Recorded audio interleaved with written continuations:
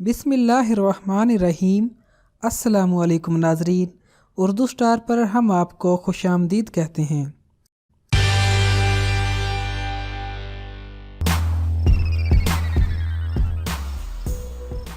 1891 से पहले इस दुनिया का कोई इंसान नहीं जानता था कि खुदाई का दावा करने वाले फिरौनों की लाशों का क्या हुआ था, या उनकी बाकियात कहाँ हैं, या कहीं हैं भी या नहीं। इल्हामी किताबों तौरात, बाइबल और कुरान पाक में इस वाक़या का जिक्र तफसील से मिलता था कि हजरत मूसा अलैहिस्सलाम और बनी इसराइल कौम का पीछा करता हुआ फिरौन पानी में गर्क होकर अपनी फौज समेत मर गया था, जबकि हजरत मूसा अलैहिस्सलाम और उनकी कौम को पानी ने अल्लाह के हुक्म से गुजरने का रास्ता दे दिया था। उसके बाद इसका क्या हुआ था, इस बारे में बाइबल और तौरात भी खामोश हैं, लेकिन कुरान पाक में इसके अंजाम के बारे में एक बहुत ही अजीब बात कही गई थी, जिसकी किसी को समझ नहीं थी कि इसका मतलब क्या है। खुद मुसलमान भी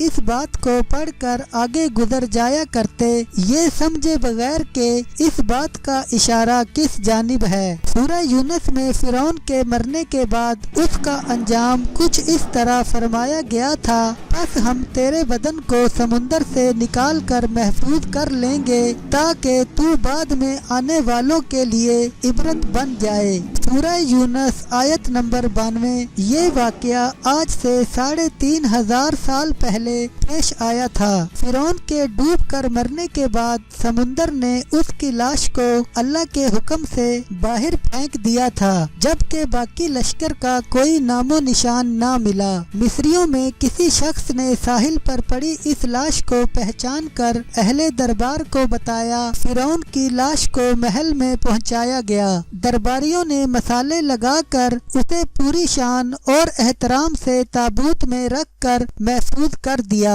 हनूत करने के अमल के दौरान उनसे एक गलती हो गई थी। फिरौन क्योंकि समुंदर में डूब कर मरा था और मरने के बाद कुछ अरसा तक पानी में रहने की वजह से उसके जिस्म पर समुद्री नमकियात की एक तह जमी रह गई थी। मिस्रियों ने उसकी लाश पर नमकियात की वो तह उसी तरह रहने दी और उसे इसी तरह हनूत कर दिया। वक्त गुजरता रहा, जमीनों आसमान ने बहुत से इनकलाब देखे, जिनकी गर्द के नीचे सब कुछ छुप गया, हत्ता के फिरौनों की हनूत शुदा लाशें भी जमीन की तहों में छुप गईं। इनके नाम सिर्फ किताबों, इनकी तामीरात और लोगों के जहनों में रह गए। इस वाक़े के 2000 साल बाद इस दुनिया में अल्लाह के आखिरी नबी हजरत मोहम्मद सल्लल्लाहु अलैहि वसल्लम तशरीफ लाए। उन पर नाजिल होने वाली किताब में फिरौनों के किस्से बड़ी तफसील के साथ बयान किए गए थे, और इसी सिलसिले में उस फिरौन का जिस्म महफूज करने की बाबत आयत भी नाजिल हुई थी, जिसकी सच्चाई पर सब अहले ईमान का पुख्ता यकीन तो था, लेकिन वो समझने से कासिर थे कि इस खुदाई का दावा करने वाले की लाश कहाँ पर महफूज की गई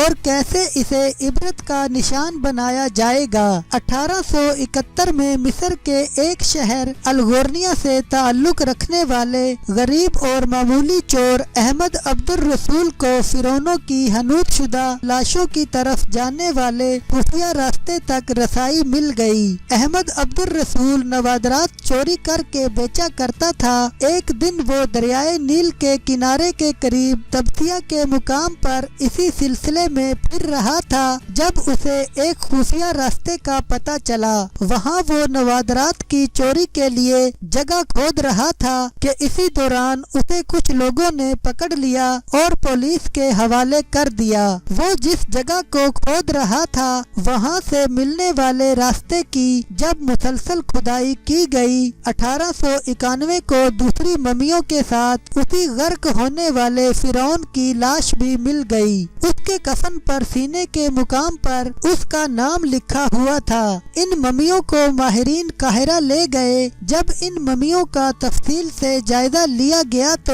فرعون والی ممی پر جمی نمکیات کی طے سے تصدیق ہو گئی کہ یہ وہی فرعون ہے جسے اللہ نے پانی میں غرق کر کے بدترین انجام سے ہمکنار کیا تھا۔ یہ بہت بڑا واقعہ تھا۔ اس کی تصدیق کے لیے دنیا بھر کے ماہرین آثار قدیمہ اور سائنسدان مصر کی طرف امڑ پڑے۔ مختلف سائنسی ٹیسٹ کرنے کے بعد دنیا بھر کے سائنسدانوں نے تصدیق کر دی کہ دوسری سب لاشوں کی نسبت صرف فرعون کی لاش پر ہی سمندری نمکیات کی طے جمی ہوئی تھی۔ اس تصدیق کے بعد اسے فرعون کی لاش قرار دے کر عجائب گھر میں محفوظ کر دیا گیا۔ 1982 میں فرعون کی ممی خراب ہونے لگی تو اس وقت کی مصری حکومت نے فرانس کی حکومت کو درخواست کی کہ فرعون کی ممی کو خراب ہونے سے بچایا جائے، نیز جدید سائنسی ذرائع سے اس کی موت کی وجہ بھی معلوم کی جائے۔ چنانچہ مصری اور فرانسیسی حکومت نے مل کر ممی کو فرانس لے جانے کا انتظام کیا۔ جب فرعون کی لاش کو فرانس پہنچایا گیا تو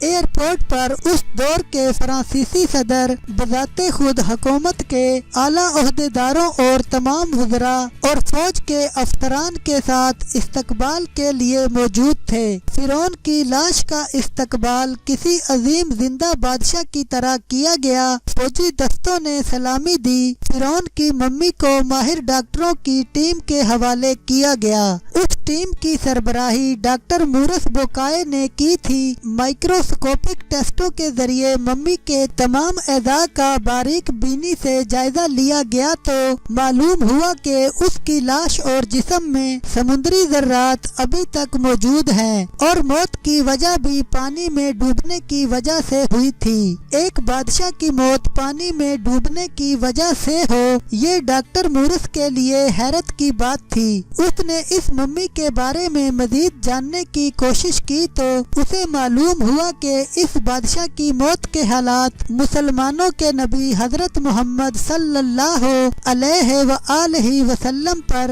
اتری کتاب قرآن پاک میں تفصیل سے درج ہیں۔ اسے علم تھا کہ جہاں سے یہ لاش ملی ہے وہ ایک اسلامی ملک ہے، چنانچہ تجسس کے ہاتھوں مجبور ہو کر وہ مصر پہنچا۔ وہ ایک سائنسدان تھا۔ اس نے اس معاملے میں مصر کے ہی ایک سائنسدان سے ملاقات کی۔ اس سائنسدان نے قرآن پاک کھول کر اسے سورہ یونس کی آیات 90 تا 92 کا ترجمہ لفظ با لفظ سنایا۔ فرعون کا خدائی دعویٰ، اس کا پانی میں ڈوب کر مرنا اور پھر پانی سے نکال کر اس کی لاش کا حنوط ہو جانا اور پھر دوبارہ لاش کا ملنا اور پھر اس لاش کو جدید سائنسی دور میں دوبارہ محفوظ کیا جانا، سب کا اشارہ ایک جانب تھا اور بہت واضح تھا۔ تجھے بعد میں آنے والوں کے لیے عبرت کا نشان بنا دوں گا۔ فرعون کی لاش ایسے محفوظ کر کے دنیا کے سامنے لا کر رکھ دی گئی ہے کہ انٹرنیٹ کے ایک کلک پر،